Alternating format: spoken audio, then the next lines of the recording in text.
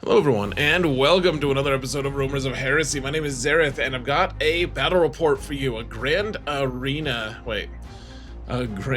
tournament battle report for you in Wyoming, and we've got a lot to talk about. So I'm gonna fill you guys in on what I've been up to and everything.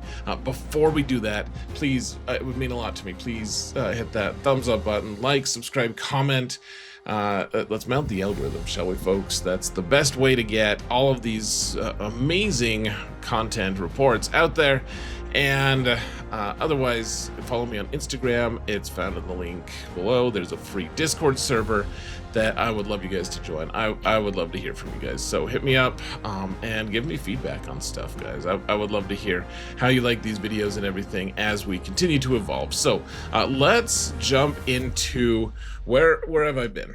And like what's going here. We can turn my face off. So let's just be as fast as we can here. A brief recap of what's going on. In December of 2024, I was laid off of work 1 week before Christmas. Awesome company. I'm so proud of them. That was such an amazing set of decision making they went through. And a little bit after that, my wife was hired full-time as a teacher for the next school year. She's been an EA, she's had credentials, but she wanted to stay home a little bit more. She's been working full-time or part-time, and now she could work full-time because the kids are in school. You guys don't need to know that about my personal life, but now you do. So a little bit after that, we decided that I should pursue full-time YouTube / content creation. There's kind of a catch though. So she wouldn't get paid for her new job until August, which would mean she gets paid 0 for June and July. And the way our summer is structured, she just doesn't have the time to actually work.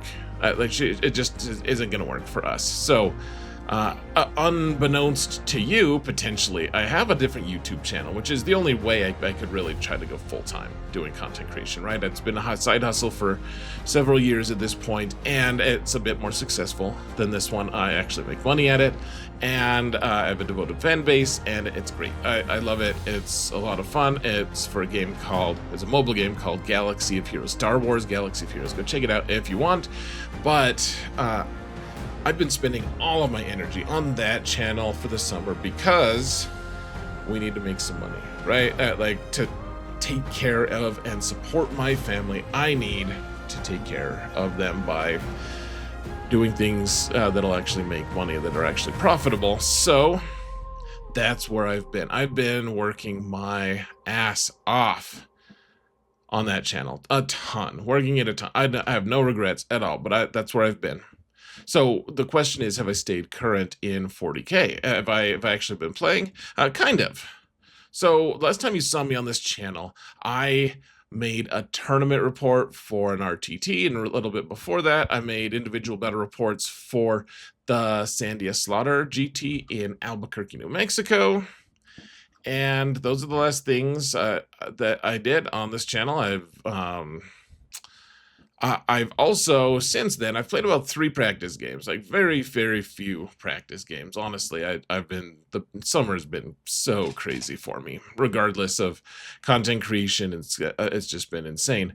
But I've played in a couple events. I played in the Mountain West Classic tournament in Provo, Utah. I played in a team tournament with the Mountain Trolls, which is my team now. And I even took photos and was going to do battle reports for them, tournament reports on YouTube, and this summer's just been crazy, and all my effort has, as I said, had to go into making content for the other events, for the other channel that I've been doing. So we missed a couple months. I'm sorry, folks. I wish that I could be making more stuff. I genuinely do wish I could be making more, but this is what life has dealt me until the kid starts their school year. So Anyways, things will probably be changing on this channel a little bit. Anyways, I think we're gonna step back a little bit from the super competitive and technical battle reports. We're still gonna show all my games and tournament reports, but I'm gonna show highlights and focus on the tournament experience, which you guys will see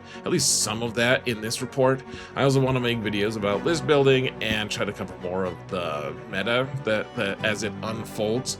I mean, I'm still a competitive player, and I want to show all, like, I want to talk about all this stuff that's happening, but I don't necessarily want to confine myself to just battle reports, frankly.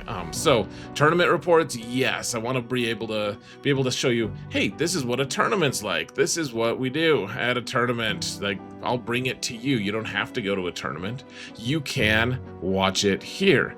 And I'm also going to be playing other types of Space Marine armies, not just Blood Angels, not just, oh, that was a slip, not a Freudian slip, because I think Freud doesn't care about Blood Angels, but about what armies I play. But I'm not going to play Salamanders. I'm not going to just play Ultramarines. I'm going to play other codexes as well. Probably stay within the Marine family for now, but I am going to change up a little bit. So let's get started. Let's talk about the actual tournament that I attended last weekend. I attended the Wyohammer July Open in Laramie, Wyoming, and I decided to play Blood Angels for it. And Blood Angels were my first army. It was my first army way back in the day. It was like in 3rd edition that I played them, and I have a whole story about it. We don't need to go into it now, but back then, Sanguinary Guard didn't exist. Sanguinor didn't exist. I do have 2 pewter models of Dante in my basement that are tiny. They're little. They're so little. I haven't played a game with Blood Angels since 5th edition, though I think they're my most created army. I've played about, I think I've had 3 different Blood Angels armies, 4 if you count the one that you're looking at right now. So anyways, I had the models to play this list that I wanted to do, but they weren't painted, so I enlisted the help of some friends and paid 11 new models for me in 1 week. Actually, I think it was maybe 12 models, come to think of it. So 11 models, and they got it done. The paint job isn't fantastic, but I didn't ask them to. I just needed it to be tournament ready, right? Like the basic 3 colors and some kind of basing. And I also had to borrow some models. So Tom, my good buddy Tom, who I've been traveling to tournaments with, lent me a couple Gladiator Lancers, and he even painted, with basic colors, a ground Chaplain for me, because he owned the model. I didn't own the model, so he lent me a couple models. Really appreciate that. So here's the army. It's quite the hodgepodge, but it's mostly Salamanders models, but there are quite a few things here. So why did I want to play Blood Angels? First off, I'm just kind of tired of playing normal Marines. Ultramarines are just, I get tired of them. They're powerful, they're good, they're fun to some degree, but I get tired of them. And so a teammate posted this Blood Angels list on Discord, and it seemed really fun. He was like, hey, this looks fun. This is something I'm thinking of playing. And I was like, I think I'm going to steal this, because I had most of the models already painted. Like, it required 20 jump pack intercessors, which for some reason I had those. It required Vanguard vets, which I had those. It had scouts. It has all kinds of things that I already had. I just needed Sanguinary Guard and a couple Gladiator Lancers, basically. And so it was like, wow, I'm actually in. Here's the list that I took. Hold on. Whoa, we're in the list. Madness. So here's the list that I took. I got 2 reps with this army before we jumped into the GT. It's a very different list than I usually play. It has very little shooting. Some, but not a ton. You have to play pretty aggressively, and I tend to like to just like poke at objectives, like just desultorily poke until someone exposes their stuff, and then I destroy them. And this one is different. It plays very differently. My first 2 reps with this army went very poorly. And I mean, I just didn't. I'm like, I don't know how to play this. So it's Dante with 6 Sanguinary Guard, Sanguinor, which is the reserve guy who comes in and is able to come in and rescue you when you get charged. Let's see, Chaplain with Jump Pack goes with, or Captain with Jump Pack goes with 3 Sanguinary Guard. A Chaplain with a Jump Pack goes with 10 Jump Pack Intercessors.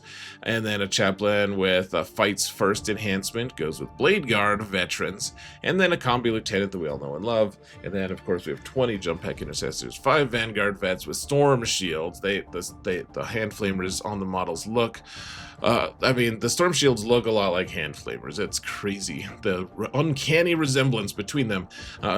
6 Blade Guard. And then a bunch of Sanguinary Guard, Infiltrator Scouts, and the Gladiator Lancer. I will post this list in the video description. You guys can check it out if you want.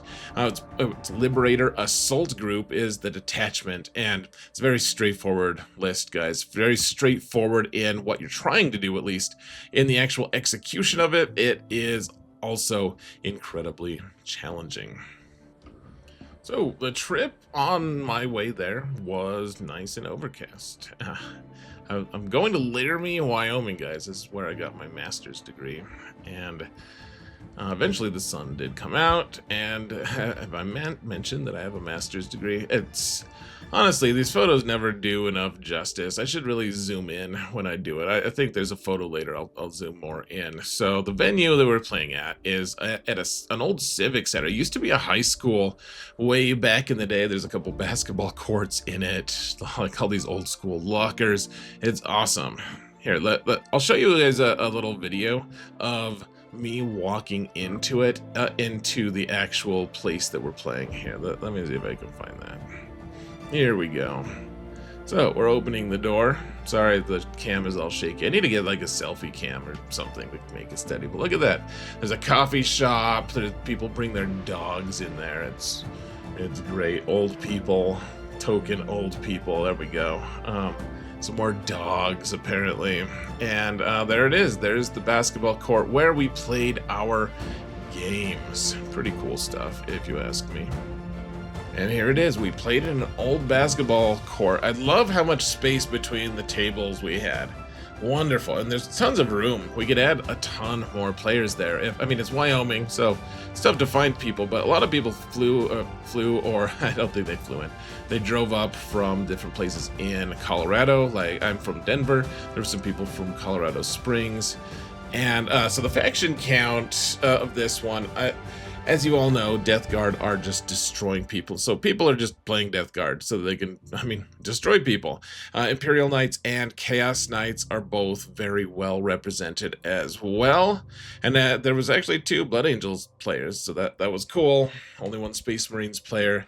And a smattering of other things. I highlighted the ones that I think are like kind of the most meta focus right now. But the other ones, there's a lot of good armies. There's a lot of Thousand Suns. Maybe I should have highlighted as well. But one way or another, let's jump into the games, shall we, folks? So, round 1. I always feel nervous.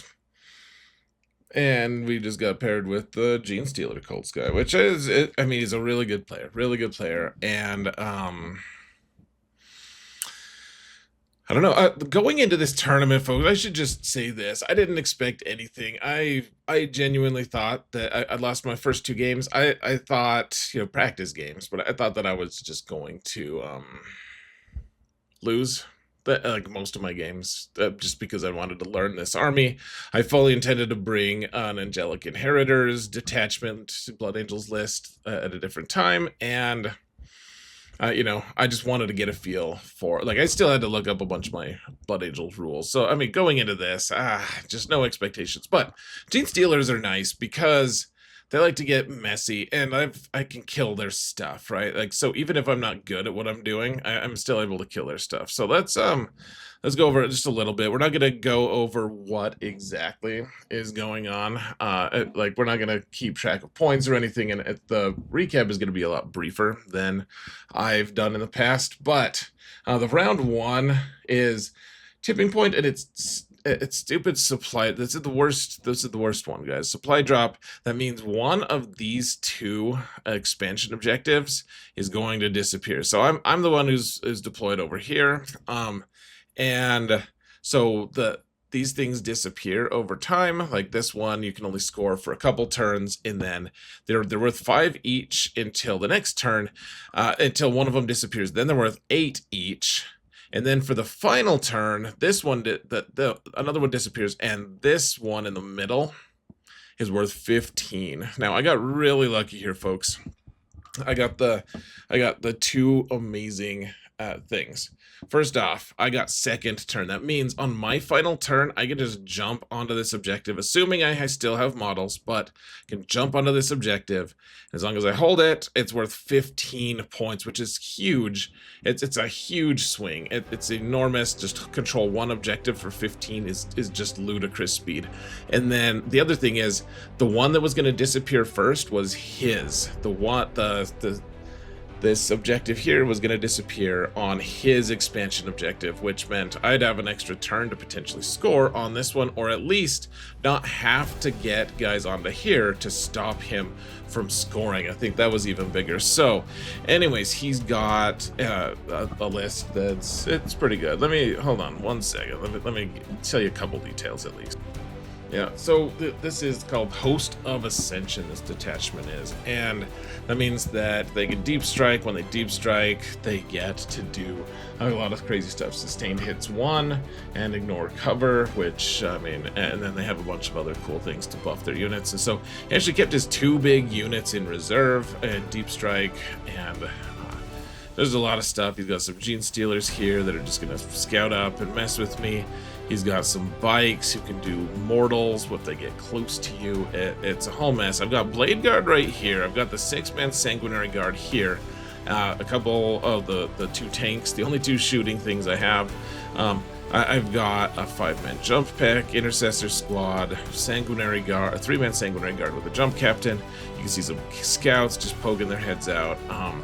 And then just totally packed house back here. I think the Blade Guard eventually made their way up here. They started back here, and they ran into the building, and we have Vanguard veterans staying here. And they're just trying to. I mean, I wasn't sure how to expect. I don't even know how to deploy the army, for crying out loud. I just don't know what I'm supposed to do. The idea, though, is we want to secure the objectives and just jump on people. Like, just get charges on stuff. His big units, we want to be able to charge them when they come in. So my 10-man jump pack intercessors are in deep strike. And I have the Sanguinor who can come in. If he charges me, he just comes in for free and just immediately intercesses. Helps me a lot. Now remember, for Liberator Assault Group, I get +2 strength when I charge and +1 attack on every model. So all my stuff do a ton of damage in melee, at least in theory. So anyways, he moves up some. I think this is after like scout moves or something. It's barely changed, but Gene Stealers have a lot of shenanigans. So he's got some bikes over here. He's got some bikes over here. I think he used some Gene Stealers to charge and try to kill my combi lieutenant, and that didn't work because I had my Sanguinary Guard. They were able to heroic intervene and just take him out for free because I had a free strat with the captain. And so I deleted his Gene Stealers here on his turn, which was nice. And then he decided to revive them, so they'd just go back into deep strike. So it was like it never happened. Otherwise, nothing too crazy happened on his turn 1.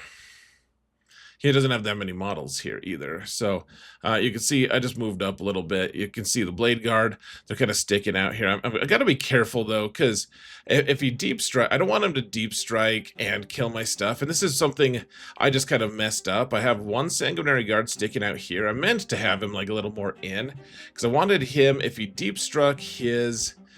guys, he has a 6-inch deep strike. If he deep struck his big unit on the fringe, I didn't want them all to have shots in line of sight to my Sanguinary Guard, and I really didn't want them to shoot the Blade Guard. And so I was trying to reduce the angles as much as I could, though I think I would have been smarter to send like a 5-man jump intercessor squad just to right here, just to screen them and stop them from being able to deep strike at all. And then I figured he was going to deep strike another squad here and shoot my Sanguinary Guard, and I didn't really have anything I could do about that. So we put a couple units onto my objective here, and I was like, oh, if they show up, they show up, right? And then I can rapid ingress my jump intercessors somewhere here or somewhere over here, and then I'll just be able to wipe out one or maybe both of the big units. And the big units are really their biggest punching power. He also, so this is a little bit different list. It's kind of a more of a mixed list. A lot of the, some of the Genestealer cult lists that I've played against have like 4 huge units of neophytes, and they can just shoot everything off the table, but it's not as diverse. This one actually had a few really cool units. Like there's this this is a transport. It holds 2 units of, I think they're called Abominants, something like that, and they're really big melee guys that feel no pain, toughness 6. They charge really well. So 2 units with a character. All of his units had a character. He also has a squad of like acolytes with 2 characters in them that make him really good in melee. It, like just a huge mess. Really not my favorite. Oh, one thing I did do as well. He had his bikes here. A Sanguinary Guard managed to just wipe them out. So okay start. And now here's the problem. These guys deep struck, and my Sanguinary Guard, I had, like I said, I had one guy sticking out, which he shouldn't have been. He should have been way more inside of here. But remember, I'm trying to learn the army. He comes in and just deletes most of Dante's units, just Dante and one guy. And then he uses his big 10-man acolyte unit, which he deep struck here, to charge the Blade Guard who are in the building. And which he was successful. He got his 8 or 9, whatever it was, and he gets some Abominants out, charges here, gets some more Abominants out, charges some like Vanguard veterans over here. These guys land and shoot over here, and I'm able to use, I think, Armor of Contempt to mostly keep. I think I kept these guys, like I rolled really bad on my saving rolls on these guys. I rolled a ton of 1s, and so a lot of them died to just random stuff. But these guys didn't do as well. They just didn't do as well. And even though they're ignoring cover, they have sustained hits, all that stuff. I managed to keep most of my Sanguinary. Well, I had 1 Sanguinary Guard left alive with the captain. I did deep strike my my jump pack intercessors, and then you can see Sanguinor here. He also intercessed, and he almost died to the acolytes who charged, but he didn't quite die. And the Blade Guard got strikes or fights first, so he killed. I killed the Abominants that came from the truck. Killed everyone, I think, except for the character in that unit. And then they fought, and then even though I had fights first, they had fight on death, and they all fought on death and still killed a bunch of my Blade Guard. Yeah, stupid. But you can see the battle lines are pitched, and most of my Blade Guard are still alive. I have a jump pack intercessor unit in here as well. Sanguinor was able to kill a few of the acolytes, so it's nice that he's got some things that I can engage with at least. We also shot my Gladiator Lancer that was over here, which was kind of a bummer, but I don't really need him against this list that much. So and we still have 1. That's better than nothing. So in my turn, the jump pack intercessors came in and just ate his big unit here. The Dante squad with Sanguinary Guard came over, and the Sanguinor came over and attacked these guys. Failed to do anything though. That, like, just really, Sanguinor tried to snipe out their character, which he could. I spent a CP to precision them, and they failed. He rolled, I think, 5 up invuln saves and just lived. So Sanguinor's impact, he just did like 1 devastating wound, and that was it. But so killing this big unit here, I killed all the Abominants, all those acolytes, there's a ton of Genestealers dead, killed all but 1 bike, and it's getting desperate on both sides. And we're both starting to run out of clock a little bit. Yeah, you can see I think I had 16 minutes and he had 6 minutes left at the time of this taking. And this is the last photo. So what ended up happening, jump back intercessors, he doesn't have much that can go into them. He charges like a squad of 5 guys into him, but with the chaplain and everything, I just blendered the unit that charged me. They killed a couple of my guys, but not too many. And then I was able to jump over here, kill a 10-man acolyte squad, and secure his back zone, which doesn't do that much, but it does hold it. And then on turn 5, I barely had enough time. Like, he just got onto the objective with a bunch of stuff because he ran out of time on his clock, and then I just ran my guys over here, jumped and charged, killed like everything on the objective basically, and held the objective for a last minute win of, I forget, like 1 point, 2 points. Oh, I think it was 1 point, but it should have been 4 because we didn't count. I think I had a card of some, like I had one of the new challenger cards. I think I would have scored that one as well, which we forgot to do. It's my own fault.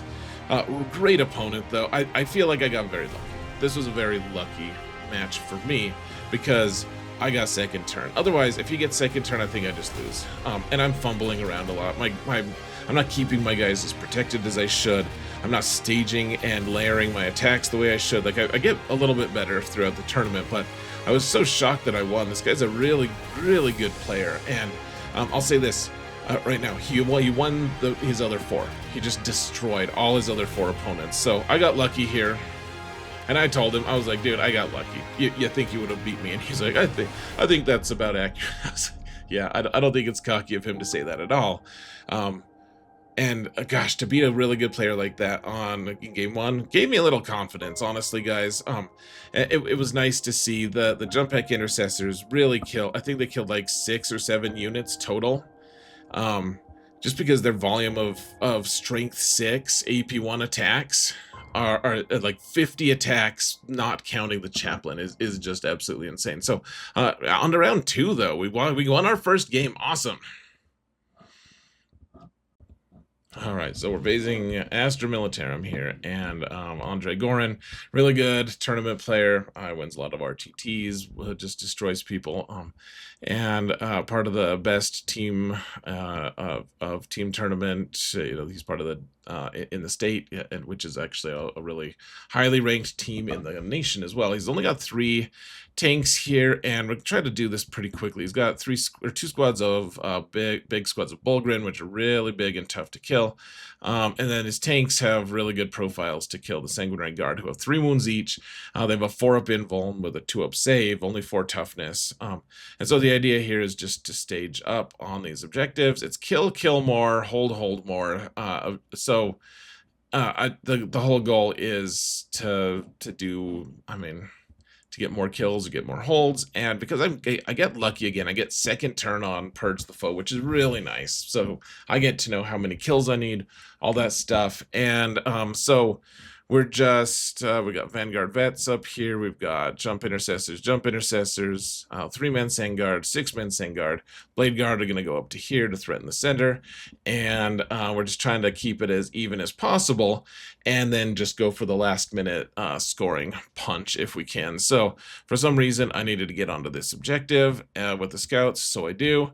He moved one of his scout sentinels up here. I was able to kill it with the Gladiator Lancer. I had line of sight, so I got kill more on turn 1, which is allowed apparently. He's a Kyria Draxus with some Cadians here. This is a recon force or something like that, detachment, which is really interesting. It gives them reactive moves and stuff. He's got like Death Riders and Rough Riders, and a couple of these Dorn commanders. He's got these profiles that'll do 3 damage each. They kill Marines and Sanguinary Guard really well, but I did get a kill, and he didn't get one, so that was nice. We've got the Blade Guard here, just staging, and the Sanguinary Guard, and we're just getting ready. I think I have a set of 5-man Jump Intercessors. We're all just staging to mess with objectives, right? And so on his turn, he pops out, he kills the scouts, so he gets 1 kill, and then it's got like this weird new unit. I think it's like a kill team unit, but it's like brand new. It's it's part of Imperial agents, and they have flamers and stuff, so they all get on the objective. I forget for what reason, some kind of secondary thing, and so cool. That's awesome. He's not holding my objective or anything, so I'm gonna. But remember, this is hold more. So we just have to basically stay. I have to keep him from scoring more objectives than me. He's got this one locked down with with whatever it's called, sticky.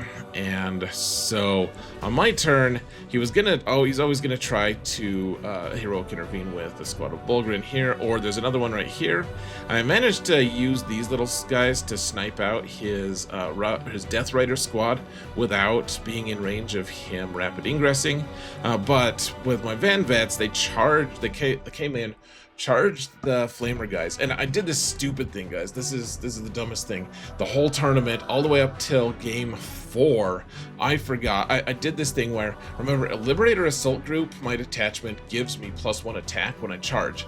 So Vanguard vets get 4 attacks each base, and so when they charge with any army, they get 20 attacks on the charge. I mean, simple math, right? 5 of them get 4 each. On this one, I should be +5, so get 25. For some reason, my brain did this really weird, dumb thing where it did -5. So instead of getting even just 20 attacks, I didn't give myself 25 attacks either. I gave myself 15. I went -5. And so the Vanguard vets jump in and don't kill the flamer guys, which the medic is the one left, and she's going to regrow people, and that's a kill that it cost me. So I could have gotten kill more here.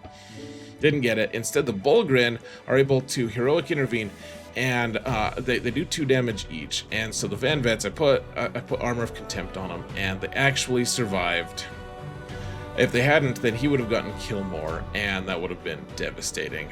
Instead, we both got kills. I should have gotten kill more, but I'm an idiot, and it's my own fault. So, I mean, it is what it is. And that's basically it. I took, these guys are on the objective, so on his turn, he doesn't get hold more either, which is great, even though he took that objective. And now his Bulgrin are all out, and they're so tough. -1 damage is so rough for my army, because everything I have does 2 damage, and the Bulgrin are all -1 damage. They're just great profiles against me. So, anyways, I rapid ingress my 10-man jump back intercessors, which I always have them, do their rapid ingress thing. And because he had pulled so far back, these guys got pretty decent board position here. And so next turn, we're just going to go. We're going to try to mess with objective as much as possible. So I'm not sure about this plan, honestly, but the Blade Guard come in and just wipe out those guys, plus a pack of 5-man jump intercessors, wipe out one of the Bulgrin units. We have Sanguinor, who just deep struck, so I don't lose him. And then the 10-man jump pack intercessors killed the last of the medics. They killed the what are they called? Death Riders. They killed I get kill more this turn, so we got the Bulgrin. We got all this stuff. Sanguinary Guard come in, wipe out Kyria Draxis and her unit, tie up the 2 tanks. And I mean, I'm putting myself at risk, but I'm also keeping him just contained in here. And as long as I could just do a last-minute objective grab, I should be okay. Like, I'm a little bit ahead in score, though pretty soon, as you'll see. Well, I don't even have any more pictures because we started running out of time. But essentially what happened, he's able to, with his tank, he just wipes out my entire Blade Guard squad. He got 8 shots, and it just killed all 8 of them in 1 shot. I failed. I just did this catastrophic roll of them. He's like 8 invulns, so I roll 8, and I fail all 8 of them. And my Blade Guard had 3 wounds each with 4 up invulns just evaporate, just die, including the Chaplain. Just this disaster, right? And so the Rough Riders charge in. They kill everyone but Dante. Dante swings back and kills all of them except for 2, which was really kind of magic. And actually, I think that I had 1 other guy left who killed the other one. So I killed all the Rough Riders on his turn, which was funny. But that, it's just this huge mess. He's able to just wipe out everything in the middle. He's able to wipe out all my jump back intercessors who killed the stuff here. And he's getting kill more every turn. At the end of the game, I have 2 gladiators. I have a squad of just a couple guys. I think I just have my combi lieutenant in here, and I have my squad of 5 here. So, and he's got his Bulgrin, he's got his tanks, he's got his unit back here. His sentinels, but it's been a pretty bloody game. He's got most of his Bulgrin here, and so at the end of the game, he scores a bunch. He does a lot of good stuff, but I was ahead enough in the game that I was able to just grab onto an objective with the Gladiator. I think I did cleanse on here with a Gladiator, so that was weird, but I was able to hold on just enough that he couldn't contest the objectives enough, and I got hold more on the final turn, got that extra 4 banners, and I won by what, like 3, 5, 7? I don't remember. I did win though, and that was basically it. I couldn't believe I had pulled off the win there. Honestly, that was actually insane. Let me see. Can I find the let me see if I can find the scores here. Let's see. I was on. This is round 2. I won 81 to 76. So very close game. Good game to Andre. And somehow I'm undefeated going into round 3, which we're facing Imperial Knights. All right, so Imperial Knights. Everyone's bringing the big knights now.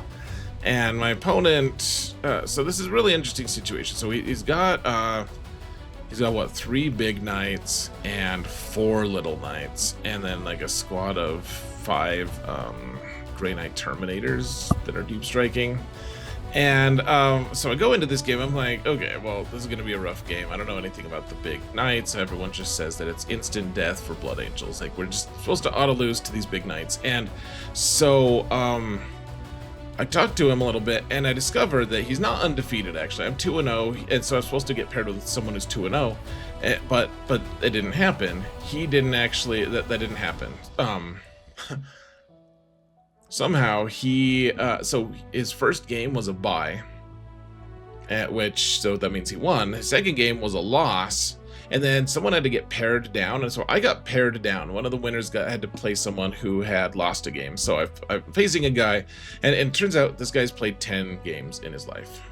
This is his 11th game, and so he doesn't know much, and it turns into a teaching game. There's really not much to be found here. Honestly, I don't mean to be rude to him. He was a really great opponent. He was really nice, but I was just able to like get my gladiators up, shoot his little knights. I killed all of his little knights, and then I was able to kill 2 of his big knights.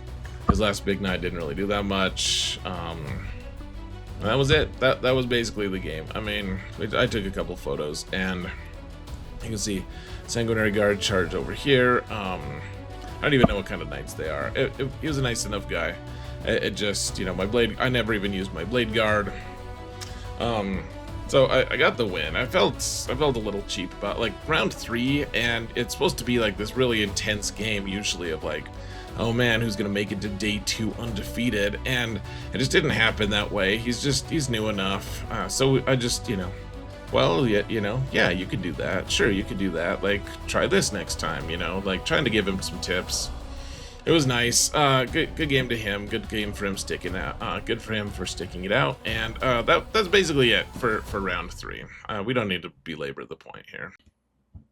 So, like I said, I felt a little bit like an imposter here. I told some people so this was my game. These were my games 3, 4, and 5 with Blood Angel, so I barely had any experience with them, but I was still undefeated. So, you know, my joke was time to get my hopes up, right? Like, we're undefeated, but you know, going 3-0 is cool. I felt like an imposter though, because I got lucky in my first game for sure. My second game, I think it was a little less luck, but still probably a decent amount of it. And then the third one, I got lucky because my opponent was brand new, and somehow I managed to just get the pair down and just snagged the win. So the remaining undefeated though, so it's a 28-person tournament, and there's no, it's fully open to, like, one person can be undefeated at the end. In fact, we're going to play 2 more games the next day. So there's an Adeptus Custodes player, a Chaos Knights player who happens to be like the top 10 player in the world, in fact, ranked. And then a Tau player who is actually a top 500 player as well. So, you know, Tau is really scary now. Honestly, they are terrifying. They won a GT I went to recently, and I almost lost to them myself. They're really scary now with some of the changes that they have had. So that night I ate some Thai food, and I had a scuffle with their management and their people when they overfilled my ice on my Thai iced tea and charged me $4 for like 2 sips of drink. So how dare they? Terrible. And this is a picture after I let it melt a little bit. So just like barely any iced tea at all. What a sham. Anyways, let's get into the round 4. Hey folks. I was gonna put the whole video together in my computer. For whatever reason, it's not rendering the whole thing, so I'm gonna have to split it into 2 parts. So stay tuned for part 2, day 2, as I complete my Blood Angels journey in Wyoming. Stay tuned for that. I'll see you there. And thank you all for watching. And remember that if you didn't hear it from me, it's probably heresy. There. Goodbye.